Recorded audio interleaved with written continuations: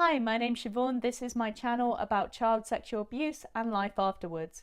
Today I'm talking about the so-called paedophile hunters and whether they should be allowed to continue with what they do.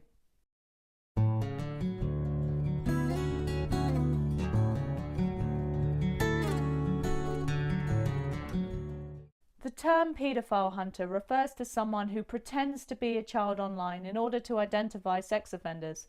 The hunter will talk to adults online who are usually men. The online chat may lead to arranging a meeting in real life. The men think they are talking to and meeting an underage person for sex. However, when they get there, they are confronted by the hunter instead. And this confrontation is often filmed and uploaded on the hunter's social media. These confrontations are called stings, and the hunter explains to the would-be offender that they were talking to them the whole time. The would-be offender is placed under civil arrest until the police arrive. The hunter passes all the evidence, including chat logs, to the police. Hunters are ordinary people. They're not part of the police. They are typically very public about what they do. Their evidence is being used by police forces to identify and possibly prosecute offenders. But there has been a backlash from some people who feel that the methods are inappropriate and run the risk of making things worse.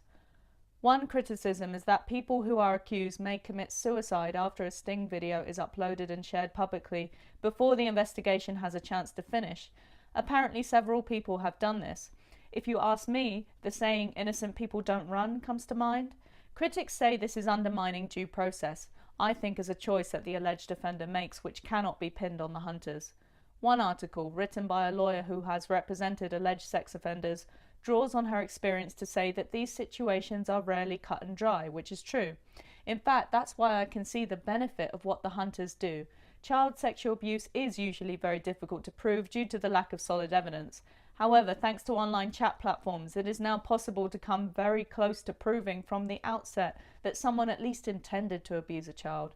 It's all there, written, recorded, visible, difficult to refute.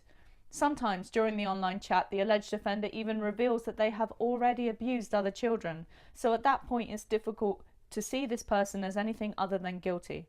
But due process is crucial, and I think the hunters would agree with that, which is why they pass all their evidence to the police and let them take it from there. The hunters are acting within the law, with the stings I've seen online being surprisingly civil and controlled affairs. So it's hard for me to understand the point that they are undermining the criminal justice system. On the contrary, trying to shut them down for doing things that are within their freedom to do, that sounds like an obstruction to me. The article goes on to say the reality is that the evidence they gather generally falls far below professional law enforcement agency standards. If that were true, then why are increasing numbers of police using the evidence gathered by hunters to prosecute offenders?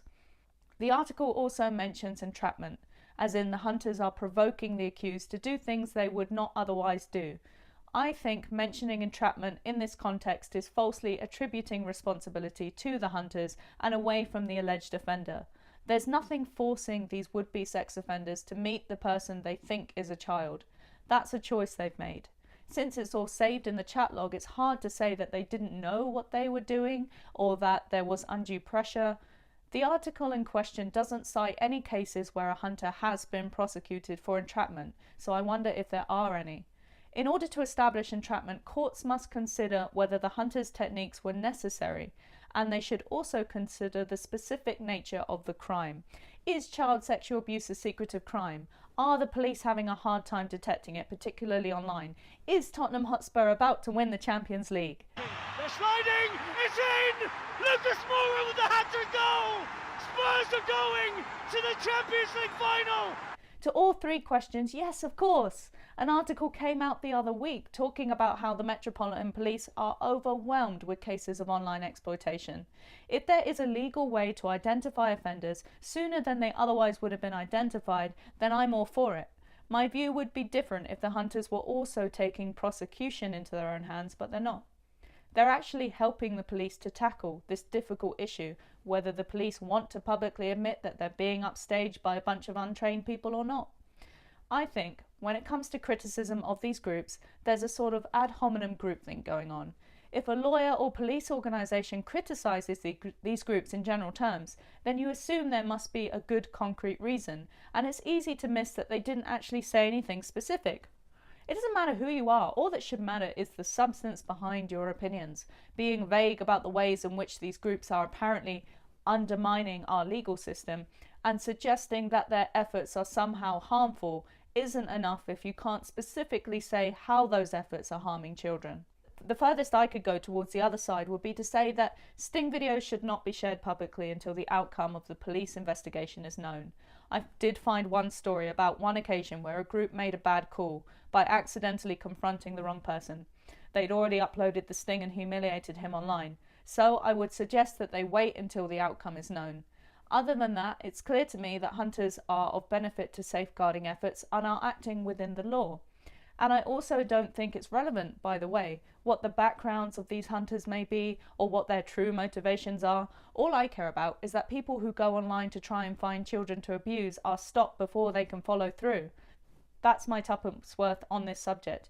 Thank you for listening, and I'd be interested, as always, in your thoughts in the comments below. See you next time.